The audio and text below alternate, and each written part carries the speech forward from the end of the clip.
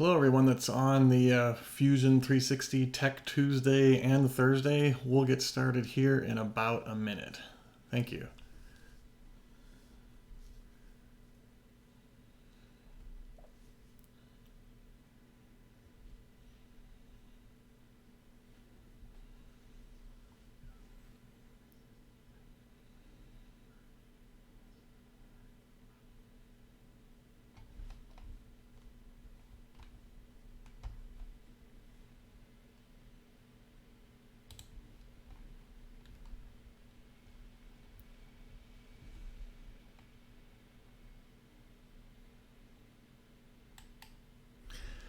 Hello everyone and welcome to another one of our Fusion 360 Tech Tuesdays and Thursdays. Wanted to welcome you to today's session.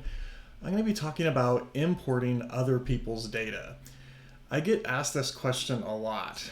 How do I work with other people's data inside of Fusion 360 when it doesn't come in with like a history tree or sketches or anything like that?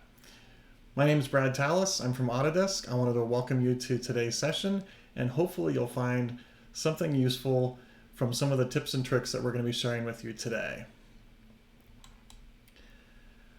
What I'm going to be talking about is how to work with other people's data. And here's a prime example. I have this model that came in, and this is actually a real world example. I built my own CNC machine, and I bought some of these linear bearings to put on my CNC machine, and I had modeled everything inside of Fusion, but the linear bearing that I bought didn't have the company that I bought this from didn't have a 3D model of it. Now, I could have reverse engineered it, I could have taken some measurements and drawn it up, but what I did is I went out to GrabCAD and I looked to see if there was another model that was similar to it, and I found this model. Now, it was pretty close, but not exact. In fact, let me go ahead and show you. I'm going to jump over into GrabCAD real quick, and this is it right here. So you can kind of see I did a search for this roller bearing, and this was actually a SolidWorks model. So I was able to download it and bring it into Fusion 360. Okay, so it was pretty close to what I had bought, but not exact. And so I wanted to make it exact because I wanted my representation of my 3D model to be exactly what I was building. So the first thing I wanted to do was remove this logo on the top. And if we zoom up here, you can see that it's actually made out of a whole bunch of little individual faces. And this would have taken quite some time to fix. But one of the cool things with Fusion 360 is that we have direct modeling built right into Fusion 360. Sorry, I was having a little technical difficulties there. So we can work in a parametric mode, or we can work in a direct modeling mode. And that is I think one of the coolest things with Fusion 360. In the past, you kind of had to pick, am I doing direct modeling or am I doing parametric modeling? And there really wasn't an option to do both. But with Fusion 360, we've kind of merged those two different roads together, and you can work almost in like a direct modeling mode inside of Fusion 360. So let's take a look at this. I'm going to dive right in here. You'll notice I do not have a timeline down at the bottom of my screen. And the reason for this is because this is an imported model. It came in from SolidWorks from GrabCAD. So no history, no drawings, no sketches or anything like that.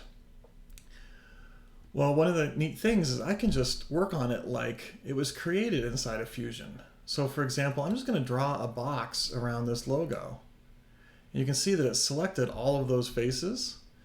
Then I'll right mouse click and say delete.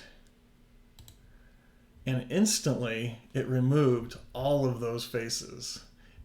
We're working directly on the model.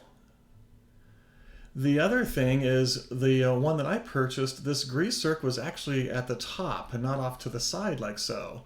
So I'm going to do the exact same thing. Instead of deleting faces, I'm going to move some faces. So I'm just going to right mouse click on my screen and I'm going to select Move. Now in the Move menu, there's a lot of options: components, bodies, faces, and sketch objects. And usually by default, it's set to bodies. I want to make sure that I change this to faces because I don't want to move the whole body. I just want to move some particular faces. So I'm going to change that to faces. The next thing it's asking for is the selection. So I'm just going to draw a box around this grease zerk. And you'll see that it kind of highlighted all of those faces. And I get my options here on how to move or rotate. Well, I want to be very specific. So I'm going to come in here and say rotate. And now it's asking for an axis. And this is one of the things I think is so cool. You'll notice it's actually recognizing this imported geometry. So for example, like edges and faces, etc., I can specify as an axis. So I'm going to go ahead and click on, for example, this line. I'm going to start to drag and I get a visual preview of what that's going to look like. In fact, I could say, let's go -35 in this case. And I'll say, okay. And I just moved that grease zerk from where it was to this new location. And then finally, the last thing with the one that I bought is it didn't have this indentation. It was straight across. Now, how would you go about fixing that? Well, in this case, I'm just going to select these 4 faces. I'll right mouse click and say delete, or I can hit the delete key on my keyboard, which is what I'm going to do now. I just hit delete on my keyboard, and you'll notice that those curved faces went away. Now I'm going to undo so you can kind of see what happened there. So I told it to select these 4 faces. And when they get deleted, Fusion has to grow or basically heal this region. So when we delete these faces, it's basically going to grow this over here all the way over to here. So I hit delete and you can kind of see, sure enough, it healed that geometry. I'll flip it around to the other side and do the exact same thing. So either the delete key on your keyboard or delete from your marking menu, and there we go. So literally in about 20 seconds, I was able to bring in an imported model from a totally different CAD system, edit it, and make it look exactly how my purchased part looked. I didn't have to start from scratch. I didn't have to redraw everything. And this is what we're going to learn about in today's session, is working with other people's data, whether it came from SolidWorks or Pro-E or off of a web page. You're going to see all these little tips and tricks on how to work with this geometry. Okay, the next thing I want to show is, because there's no history or timeline, there's some pros and cons with working in direct mode and working in history mode. So one of the cons with direct mode is, what if I wanted to change the size of this fillet that goes all the way around the model? For example, let's say it's a little bit too big. Well, there's no feature in my timeline to edit and say, oh, make that a different size. So I'd literally have to select every single one of these faces and delete them off of there, okay? And that could take quite some time. So we have a cool function under the Create menu. There's an option here called Find Features, and not a lot of people know about this. Now, this only shows up when you're in the direct modeling mode or the history-free mode.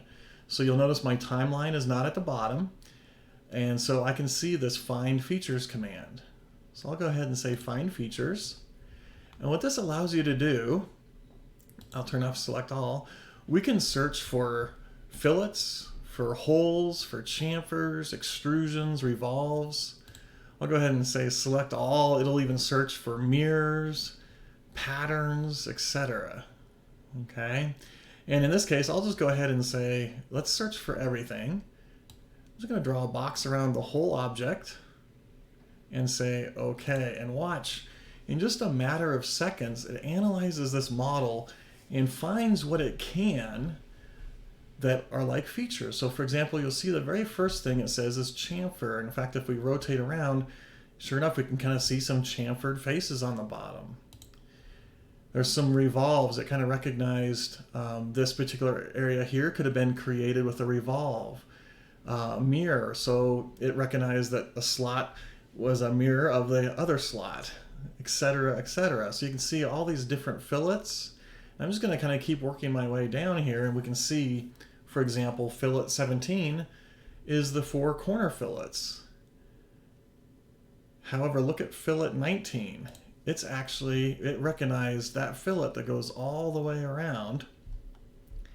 So I can now come in here and edit this. And instead of making it 2 millimeters, I want it to be 1 millimeter. And instantly, we just fixed our model to have a smaller fillet that goes all the way around. And again, I hope you see the power of this, that I didn't have to draw this from scratch. I'm able to work with anybody's data. So let me show you another example here. Another kind of a related to a project I was working on. I'm doing a Raspberry Pi, and I want to put it in a case that I could 3D print. So I went out to GrabCAD again. Let me go ahead and show this. Bring this over so you guys can see it. I found this really cool case out on GrabCAD. I also did a search for Raspberry Pi. So let me go ahead and insert that in to my current design.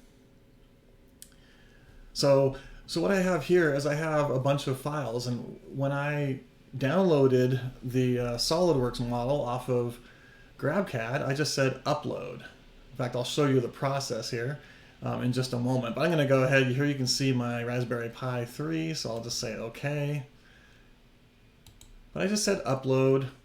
You select your file, and you can see all of the different file formats, whether it's Alias or AutoCAD or Inventor, IGES files, Pro Engineer files, even like Rhino, SketchUp, etc. So you can see all of the different file formats that you can bring into Fusion.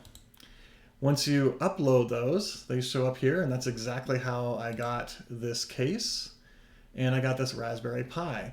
Now, I notice a little bit of an issue here. This is a Raspberry Pi 2, and this is a Raspberry Pi 3. Okay, well, that might come into play here in just a moment. So I now have my Raspberry Pi board and this base, and I want to locate them in the correct location. So the first thing I'm going to do is this one came in as a body, so let's go ahead and convert this into a component, since I'm going to be assembling things together. So I can even rename this guy. Let's just call it base. Okay. And I'm going to go ahead and ground that in place. And what I just did there is I basically said, I don't want this to move. So in fact, you'll notice I'm clicking and dragging on it. I physically can't move it anymore. I've grounded it in place. Then I want to move this Raspberry Pi into the correct location. So to do that, I'm going to go to my Assemble tab, and we're going to create a joint. So I'm going to rotate just a little bit. Let's put this guy, so I'm going to select maybe like this edge here, and I want it to sit on this little standoff right here. And you can kind of see it moves it in place, and it does a revolute joint. Well, in this case, I'm going to say flip, and now we can see that it's basically sitting on that post right there. And the reason I have it set to a revolute joint instead of a rigid joint is you'll notice it's kind of still in the wrong orientation. Now, I could easily just come in here and rotate that 90 degrees, and it'll be in the correct location. But I'm going to go ahead and just say OK.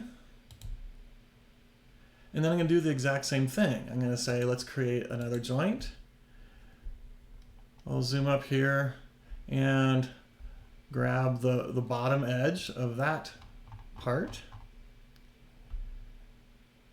and the top edge over here. Now you'll notice when I do this, I'm going to probably get a warning saying, hey, a joint already exists. Do you want to continue? I'm going to say yes. And you'll notice it kind of moves it over, and it does a revolute joint over here also. But as soon as I say okay, it puts it in the correct location. So now I'm confirmed that this board is sitting on top of that post over there, and it's also sitting on top of this post over here, and it's perfectly lined up. Now, if that seemed kind of odd to you and I went through a little bit quick, this is part of the assemble menu, and I'm obviously going to create another live stream down the road that's going to talk just solely about bodies and components and positioning parts and positioning components, etc. Also, with that said, if there's any ideas or topics you want to see on future live streams, just let me know. Just post it out into the chat area, and I'll capture those and add them to the list. I'm always looking for what are the users needing to see. So definitely say hi in the chat, and if you have any ideas, put them in the comments or the chat. So, okay, now I have this where I want it to be, and it looks pretty good, actually, as I'm looking at this. But as I'm looking a little bit closer, I see a potential issue right here. It kind of looks like this component is off just a little bit from the base right here. And as I rotate around here also, I'm going to kind of take a look where this SD card gets inserted. And it's a little hard to see, but I can kind of see that it looks wider over here than it does over here. So maybe I want to change my case, because the end result is I want to 3D print this case. So it's better for me to make my changes now and make it work for this particular board, and then I can 3D print it, okay? Another thing that I typically do is I like to inspect by doing a section analysis. This is a really powerful command. I think it's underutilized, honestly. So I'm going to click on section analysis, and what this is allowing me to do is to pick on a face to start out with. So watch what happens when I click on this face. It basically slices through on that face, and if I grab this arrow, I can move forward and back, and we're going to section through our design. Okay, so I'm really curious about these little standoffs. So I'm going to push back to where these standoffs are and take a look. Okay, and so I'm going to go ahead and just say okay now, and we can see that this standoff looks really good. Everything lined up. We can see that the board is sitting right on top of this kind of this blue standoff. That looks good. I'm going to zoom over here a little bit, and it looks like there might be an issue here. Okay, and this is exactly why I do the section analysis. So for whatever reason, the person that designed the case here might have measured, it to be 90 millimeters from post to post, but the board, it might be like 89 millimeters from hole to hole or something like that. So by using this section analysis, I'm able to verify, is my design going to even work? So they're off. How do I go about fixing that? And this is where kind of the direct modeling really comes into play. And for those of you that didn't attend my first live stream, I have a direct modeling background. I've been doing it for 20 plus years. So this kind of stuff, you can tell I geek out on. I love it, especially because you're going to see the power of what you can do with it. So how do we fix this? Well, we are just going to move the features. But I don't have a timeline to specify, take that standoff and move it to the left. So we're going to work directly on the model. So to do this, let's get the board out of the way. So I'm going to turn off my Raspberry Pi.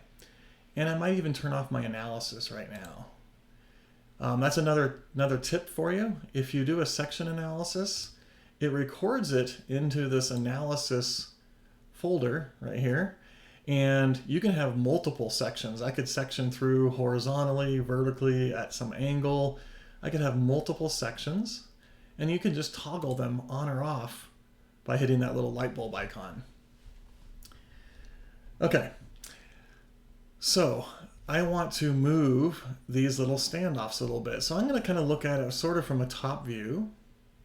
I'll right mouse click and say move.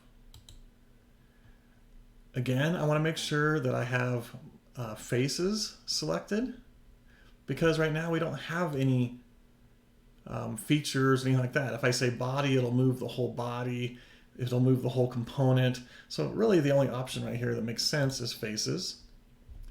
And I'm going to draw a selection box around this boss like so. Okay. Now I am going to be pretty careful. Okay. I don't want to draw a huge box like this because it might accidentally grab some stuff that we don't want to have selected. Okay. Same thing with like looking at it kind of from the side like this. If I just draw a box around it, I might accidentally get some stuff that I don't want selected. So I usually kind of rotate it to give me a pretty good view of what I want to select. And then I'm just going to draw a box that encloses all of it, like so. Okay. I'll do the same thing down here. To add this, I'm going to hold down my Shift key and draw another selection box like so. And if I zoom out now, you can see that it selected both of those bosses. So another trick is, or a tip I should say, is when you've selected some stuff and you want to add some more stuff to it, you hold down your Shift key and you'll add more to your selection. And you're going to see this a lot more on another part that I'm going to show here in just a moment. Okay, so now I have the parts that I want to move, or I should say the faces that I want to move. Now I want to move them a very specific distance, and I want to use my board as a reference. In fact, I'm going to go ahead and turn my analysis back on. This is, I think, really cool. You're going to see this right here. I'm going to zoom up. And here we have our different move types. So I have free move, which basically allows me to just freely drag. So let me kind of show an example of this. So I could grab this and move it left or right. And so you could kind of see how it's giving me a live preview of what that's going to look like. So I could try and line it up and get it as close as I want. I could do that, but we're not going to. I could also translate a certain direction. I could rotate. But there's an option here called point to point. And this is what we're going to use. Okay. Oops, let me turn this back on real quick, because I switched mode. Okay, so I'm going to zoom up so I can kind of see what's going on here. So I just clicked on point to point. And basically what I want to do is I want to move from the center of my standoff to the center of the hole that goes through the board. So you'll notice I can actually work in almost like 2.5D. We're looking at it kind of sliced through with our section view. So it says select the first point. And as I hover over this curve here, you can see there's a blue plus that appeared right there. Okay, so I'm just going to go ahead and click on that blue plus. Now it's asking for a target point, so I'm going to click on this edge here. Now I do want to be a little bit careful, because if I've picked, for example, on this edge here, I don't know if you can see where the blue plus is, but it's moving over and up. I don't want it to move up. I just want it to move over. So I'm going to grab or hover over this curve, and you can see there's a blue plus right there. So I'm going to go ahead and click on that, and instantly we see the preview. I'm trying to move my mouse so it doesn't highlight everything. You can see the preview of how that boss moved over to the left, the exact distance that we wanted it to move. Okay. I'll go ahead and say okay, Let's zoom out here a little bit. I can turn my Raspberry Pi back on. Let's go ahead and turn the analysis back on. It looks good there. Maybe I want to slice back and take a look at that other one, because remember we moved both bosses at the same time, so they both moved to the left. So let's go ahead and edit our section view, and I'm just going to slice backwards. And let's just take a look. It looks like from here that looks pretty good. So sure enough, it moved both of those screw bosses to the correct location. Once again, I didn't have any sketches to edit. I didn't have to recreate the base or what I would see a lot of times in my history of doing this, I would see a lot of people actually create sketches to machine away the screw boss. Then they would create another sketch to create a new screw boss to extrude up. And that could work, but you're introducing the potential for errors. You're adding more complexity to your timeline. So let Fusion do the work, okay? So let's take a look at some of the other things here. And again, if you have any questions as we're going through, throw them out into the chat window, and I'll see if I can answer those. Or you know, anything you think is impressive, throw it out there. So let's take a look at this little power jack. And again, as I'm looking at it, it kind of looks like the recess for it is off center just a little bit. So we can use direct modeling techniques to fix this also. So I'm just going to right mouse click and say move. Again, faces. Now here's something kind of interesting. There's 3 faces here, and I could select all of them. Okay, or I could just select these 2 and think about what Fusion is going to have to do. If I move these faces over, this 3rd face is going to have to move with it. So you don't have to select it if you don't want to. I'm going to go ahead and select it like so, just so you can kind of see. I'm assuming this is what most people would do. They would select all of those faces. And again, I want to move it a very specific distance. So I'm going to grab, let's just say maybe the center of this arc right here. So I'm going to grab that little plus icon. Now, how far over do I need to move it? Well, all I have to do is find another point here. We can kind of see that there. I could even grab all the way back here to specify the 2nd point. Oops, guess not. Let me unselect that. So something interesting happened there, and I'll do that again so you can kind of see what happened. I told it to grab to this back face, and so it tried to move everything to that back face, and I obviously get a weird result. Okay, so here's an interesting solution here.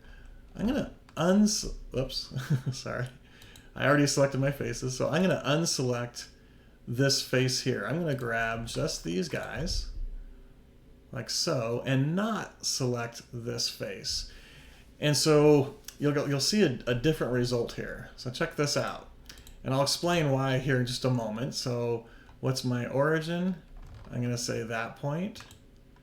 What's my end solution? I'm going to say all the way back here to that point there. And you'll notice that the curves moved over and we're perfectly lined up now. Okay. Now you might ask, well, why did that work? Again, you have to kind of think about how is Fusion solving this. So when I originally had this face selected, it tried to move all of those faces toward the back. And that's why I got that weird result. But by only selecting these 2 faces, it's basically growing those faces to stay touching this face here. And I know that can be a little bit confusing, but obviously I got 2 different results because I had 2 different kinds of selections. So I'm going to go ahead and say OK, so you can kind of see what that looks like. And I'm going to undo just so we can do that again, because I know that was a little bit confusing. So I'm going to undo back a little bit. And there's the original. Okay. I'm going to right mouse click and say move, and I want to move these two faces. I'll select point to point, grab the center of this arc or this curve, and then I'm going to grab, and it doesn't matter which, I could do this front curve here, I could do this back curve here, it really doesn't matter. I'll go ahead and grab that guy there, and we can see that it moved it over the correct distance. I'll say okay, and I've just fixed that particular issue. Okay. The last thing I noticed with this case that I imported in is it looked like this recess was a little bit off center.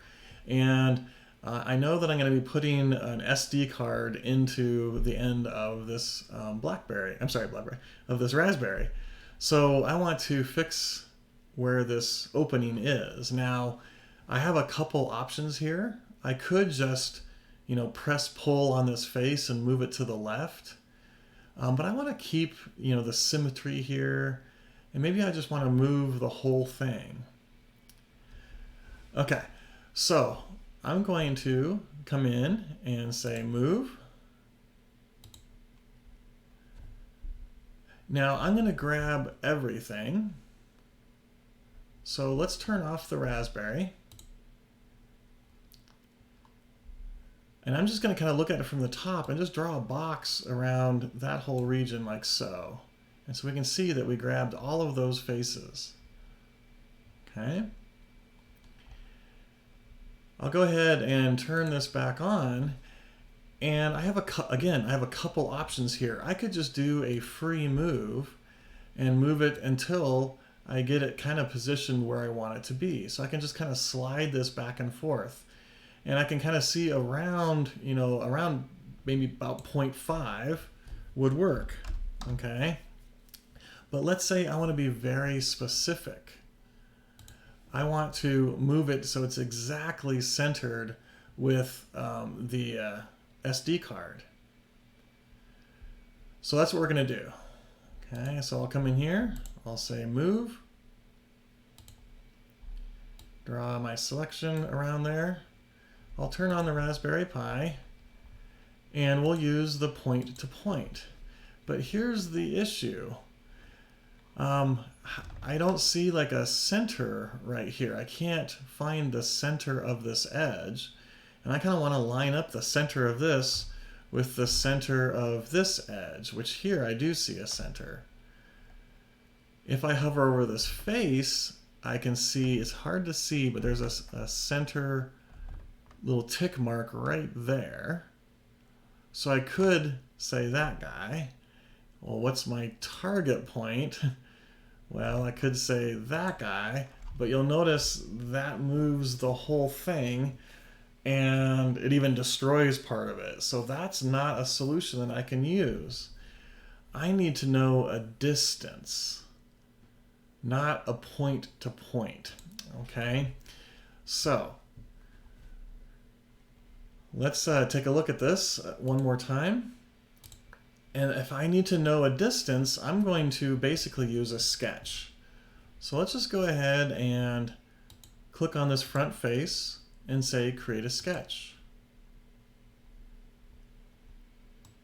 I need the information from my opening and I need the information from the SD card. So we're going to use the project command. So under the create menu, under project, include, there is this project command, or the P key. So let's just go ahead and hit the P key on your keyboard, and you'll see it brings up the project command. So I'm going to project my little standoff here, or the opening, and I'm going to project the SD card at the same time. Now what did that do? Well, it actually, and this will be kind of hard to see here, but it took the information from that SD card and it projected it forward onto this plane. So that piece of paper is sticking on this front face right here, and it projected that information for us. Okay, In fact, if I turn off, let's go ahead and turn off the Raspberry Pi and the base, you can see exactly what it did. It projected the case and it projected the SD card. And now we can really see how far off it is. So the next thing I want to do is to create some references. So I'm going to use the line command. And if I get near this edge here and kind of get toward the center, you'll see it snap right there toward the center. Okay. Then I'm going to move up a little bit. Let's just zoom up here. And I'm going to do the same thing over here. If I move over here, you'll see it snap to the center. Well, I don't want to click right there. I'm actually just going to come up a little bit and then over to the left until we're lined up with the center there. And I know this seems kind of weird, but let me show you the end result. So basically we started at the center of our base, and then we moved over to be lined up with the center of our SD card. And now I have a distance, an exact distance right here on how far I need to move. So I'm going to stop my sketch. Let's turn both of these guys back on again. Actually, I'll just turn off that guy. Let's use the move command. So I'll say move, faces. I'll draw a box around everything. Let's go ahead and turn the Raspberry Pi so you can kind of see what's going to happen here. I'm going to zoom up so we can see this little line right there. So now I can say point to point, and I'm going to go from the start point to the end point right there. And watch what happens to our opening. It just moved to the left. So we said move all of these faces to the left that particular distance. Now I could have measured it and I could have typed it in, but instead I'm going to use point to point and let the software do the work. I'll say OK. We can turn off our sketch. And we can see that our SD card is now perfectly centered inside that opening. Or I should actually say we made the opening be perfectly centered with the SD card. So again, using imported geometry that came from another CAD system off of a web page somewhere, I was able to bring this in and make it work for the particular board that I have. Okay. Let's continue on here. One of the other things that's really powerful with direct modeling is that you can fix corrupt models very easily with it. And I hear this all the time where people will say, hey, I have this model, I brought it in, but I can't do anything with it. And I just want to move this rib a little bit, or I just want to thicken the walls just a little bit. Well, you can use direct modeling techniques to fix these corrupt models. And in this example here, I'm going to kind of zoom up on it. This is actually just a quarter of a model. And I'm just going to take a look at some particular areas here. And you'll notice, for example, some weird oddities. So where all of these blends kind of come together, there's like an extra line in this blend where there isn't one up here. There is one right here, and that seems kind of weird. There's, just like weird little peaks and stuff like that kind of come across. And then taking a look at the top of this model, let's kind of zoom up on this a little bit. There is a whole bunch of extra edges that really don't make any sense on this design. And if I were to try and manufacture this, I'd be really concerned that my cutter might chatter as it's going along, because usually a line means these edges aren't tangent with each other. They might be off by a little bit of degrees, for example. So I would be nervous manufacturing this part. So before we manufacture it, I want to fix it. Another thing I've noticed with this is, just kind of take a look at the top of this. We have a rib that's perfectly in the center of this area, but this other rib is off just a little bit. And this third rib is way off for whatever reason. I don't know if it was created on purpose that way or if it's a mistake or something like that, but I would want to have these support ribs be perfectly centered all the way around. So I'm going to want to fix that also. But once again, I don't have a timeline. I don't have a sketch to go back. I don't have a feature that I could say, oh, rotate it 5 degrees instead of 25 degrees. But I want to fix this model. So let's go ahead and use some direct modeling techniques to do this. So we've seen previously where I was able to select something and just hit the delete key, and it would delete it right off the model. So I'm going to grab this face and say delete. But notice what happens. It sits there and it thinks for a while. I don't see the delete happening, and then all of a sudden it comes back with an error message. The operation does not cause a meaningful shape change. So what does that mean? Well, and why did that not work? You might be saying, well, I thought direct modeling was really cool and it allowed you to modify your model very easily. Well, you're correct. It does allow you to modify your model, but sometimes the models are so corrupt you can't work with them unless you do some of these tips and tricks that I'm going to show you next. So let's take a look at this. I have a feeling the reason I couldn't remove this blend was because of the neighboring faces. There's probably something wrong with this blend here, and Fusion just doesn't know how do I heal that geometry. Again, you have to think that Fusion is always going to try and make things work. Okay, so how do I fix this problem area here? Again, I apologize for the kind of the flashing or whatever. It's because we're sharing the screen, but you'll see that there's that extra line right there. So I need to remove this particular region. So I'm going to show you a method that I call the wound and heal method. Like I've mentioned, Fusion wants to grow faces. It wants to make sure that everything works mathematically correct. So we're going to actually scoop away or destroy or remove the problem area and then let Fusion join those faces back together. So let's take a look at how we're going to do that. The easiest thing to do is to basically cut this area out of here. Okay, so in our solid tab, we're going to create a sphere. Now we're going to use a sphere because it's only one face. Now the drawback with this is notice the pop-up. It says select a plane and then specify the center point of the sphere and its diameter. So we need to create a plane that we can draw our sphere on.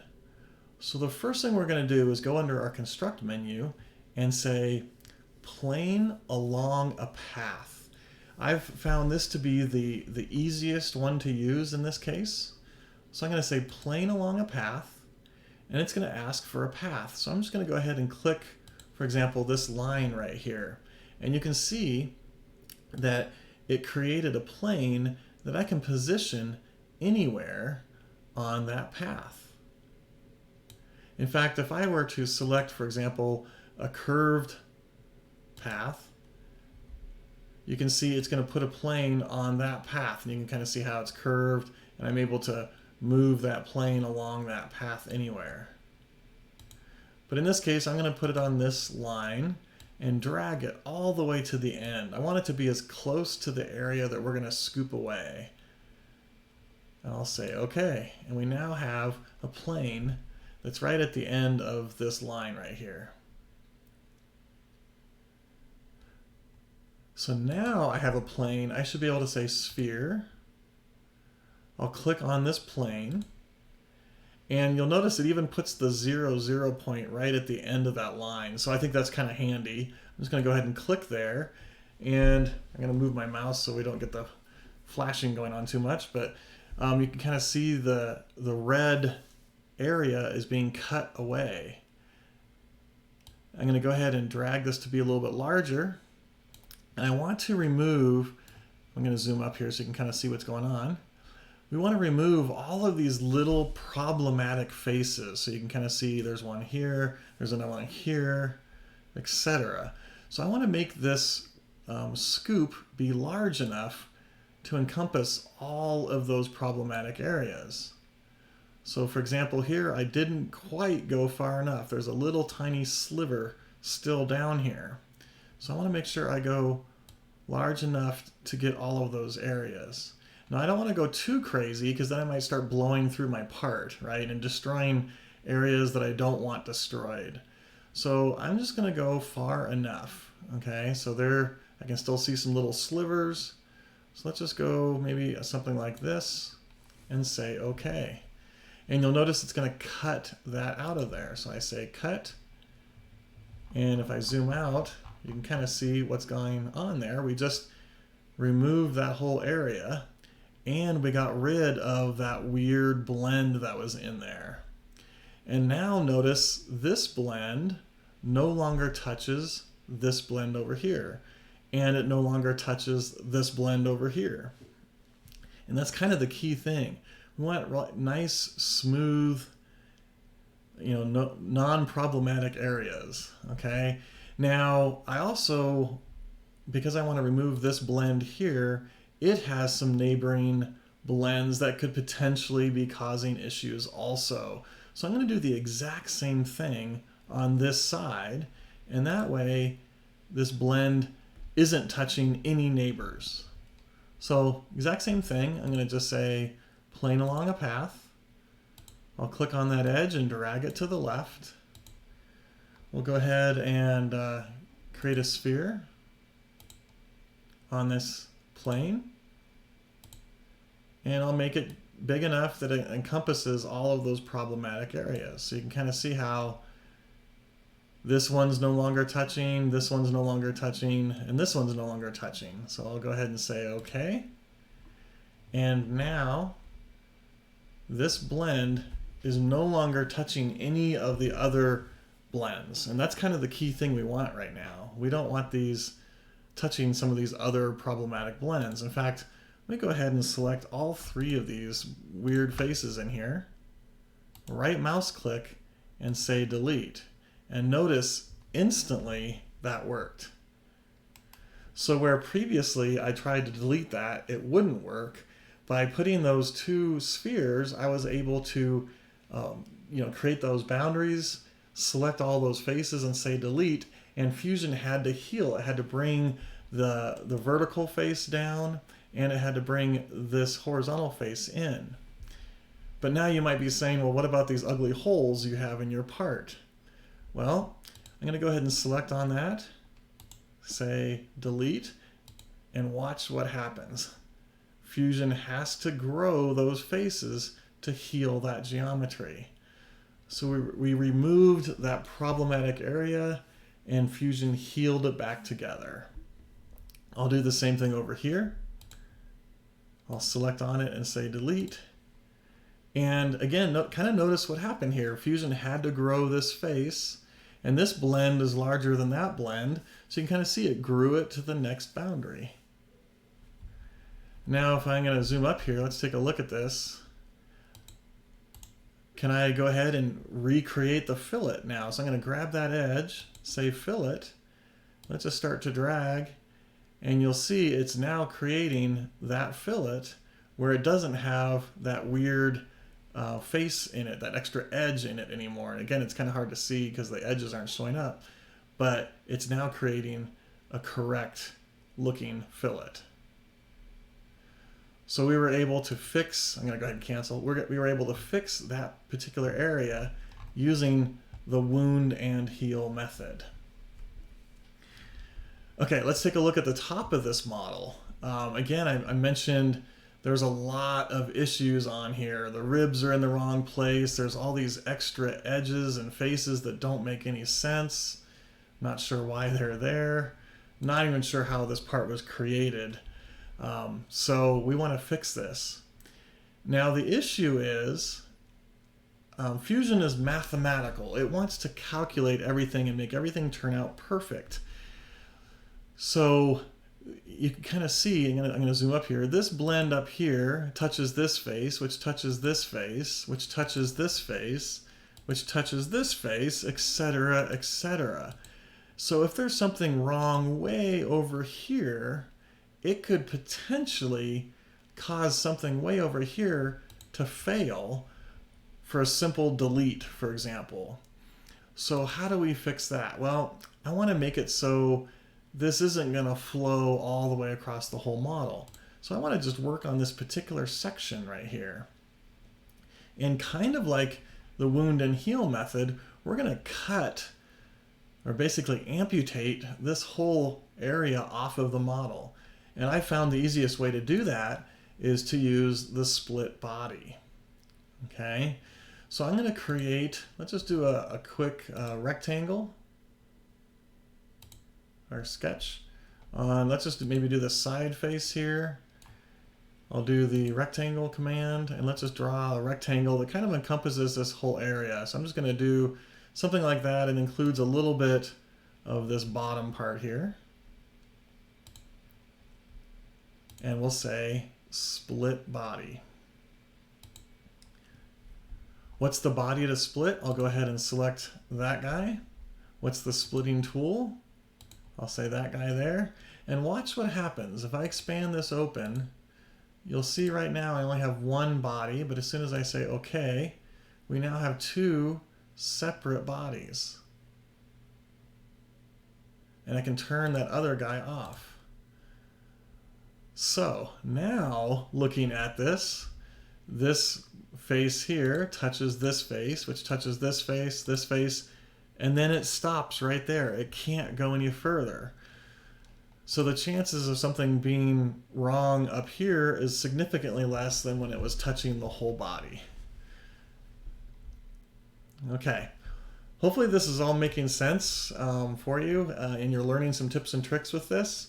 Again, if you have any questions or whatever, throw them out into the chat section of the live stream or into the comments.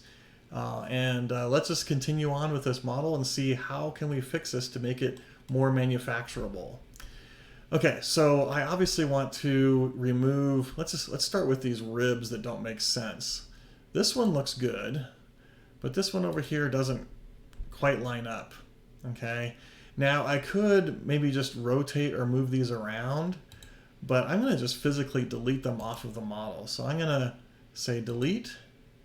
What's the entities? I'm just going to draw a box around what I want to delete. And again, I want to be careful. I don't want to do something like this because then I'm going to get more than what I want. So I'm just going to draw a box around that rib and we can see it selected all of those faces. I'll say OK, and Fusion healed that area, and so it got rid of that rib. Kind of the same thing over here. Now I'm going to be a little bit more careful. Let's zoom up a little bit closer on this guy. I'll say delete, and I'll draw a box kind of like so. Again, making sure I'm not grabbing too much, okay?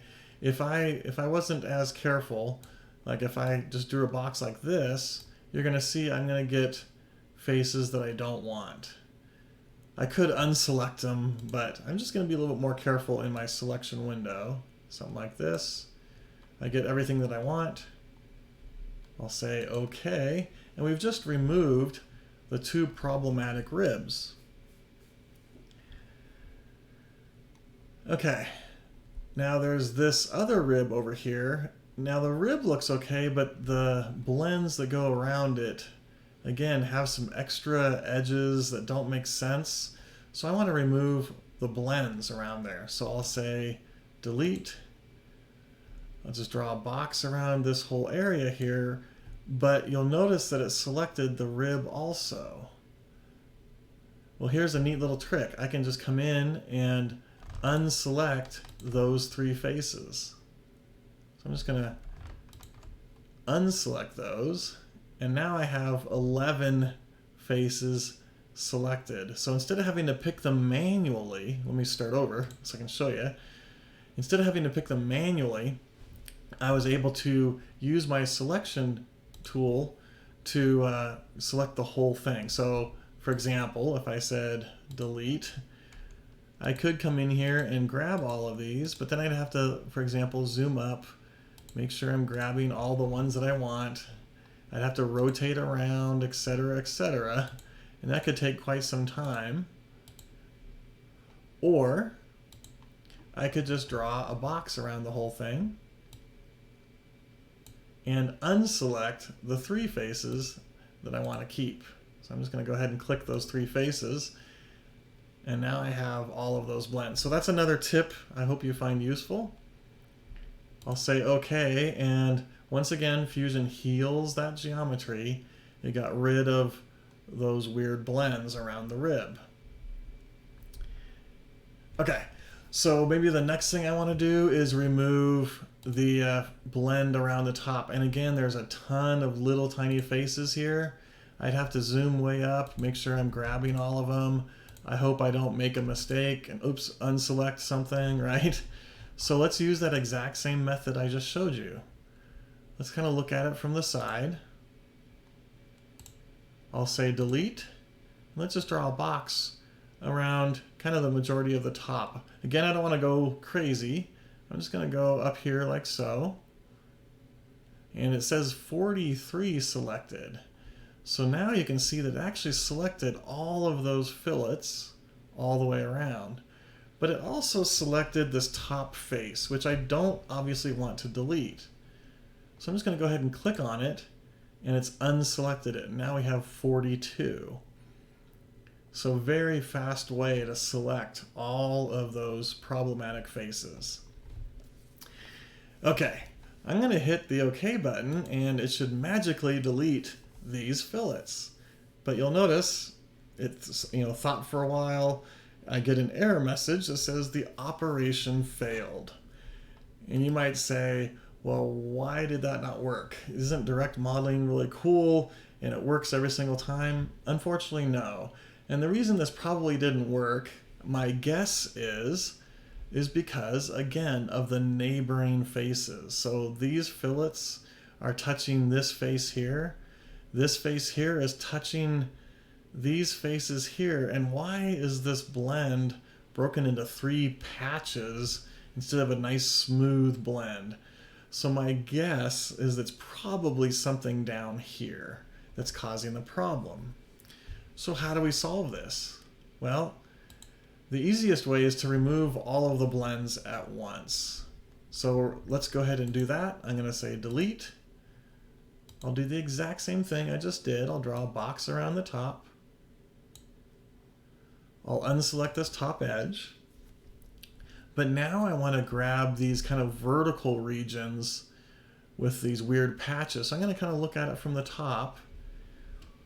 And I'm going to hold down my Shift key to add more selections. So I'm just going to hold down my Shift key and draw a box around that.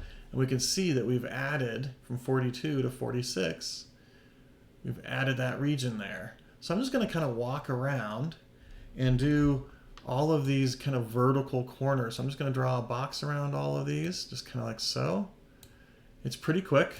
So you can kind of see drawing a box around them. And then same thing over here, just something like that. And as I rotate around, we can now visually see that sure enough, we've selected all of those vertical areas. Now, these touch this blend here. I might as well go ahead and delete all of the blends. So I'm just going to kind of look at it from the side, and let's just add in that whole region there. So now I've selected pretty much all of the blends on this model. I'll say OK, and instantly it worked. This time it actually allowed me to remove those weird blends across the top. And again, it's probably because of those neighboring blends that were causing the issue. So I've now basically cleaned this to its simplest form. And I can come back and start adding things back in. So for example, I'm going to click on this edge and say fillet. And I know it's a 3mm fillet because I measured the part previously, but I'm going to type in 3. And we can see that it's going to create that blend for me. In fact, I'll go ahead and do all of the 3mm blends at the same time. So I'm just going to grab all of these edges. I don't even have to rotate through or around. I can pick through my design. So I'm just going to grab all of those edges, and we've now created the 3mm blend. I'll pick on this top edge, create a fillet, and let's just do a 1mm blend. And notice how beautiful this blend looks. There's no extra edges or 42 faces or whatever. I'm now very comfortable that if my cutter was coming along, I'd have nice smooth transitions. I probably wouldn't get any chatter marks or anything like that. Let's do a blend here, or a fillet, let's just say a 3mm fillet. Notice how nice these intersections look. They don't have that weird 3-patch thing going on. And I know that this is a 1mm fillet. I'll say okay, and look how nice that fillet looks. The edges are where they need to be. It kind of makes sense now. There's not all those extra patches or faces. And then finally, I want to put the ribs where they belong. So let's just kind of take a look at the top view here. I can come in here and say, let's create a pattern. Obviously, I want to do a circular pattern. What are the objects? I'm just going to draw a box around this whole area right here. And then what's the axis? I'll just select maybe like this edge there. We want 3 of them. It gives me a nice preview of what that's going to look like. I'll say okay, and boom. They're in the exact location where they need to be. The fillets all joined together. I've now fixed this top area. Let's turn on our other body here. It's still 2 separate bodies, but I want to combine these back together. So I'm going to say modify, combine. I can click on one of these. What's the tool? I want to join them together. So watch what happens over here when I say okay. It's now joined back into one solid body. And I was able to fix this, and we can now manufacture this part without any worries. So hopefully you've seen some pretty cool tips and tricks with working with other people's data. I brought stuff in off of GrabCAD. We brought in Pro-E engineered parts. We brought in SolidWorks models. I could bring in stuff from Tinkercad. It doesn't matter. I can, in fact, check this out. I can even, let's go ahead and insert a McMaster car component.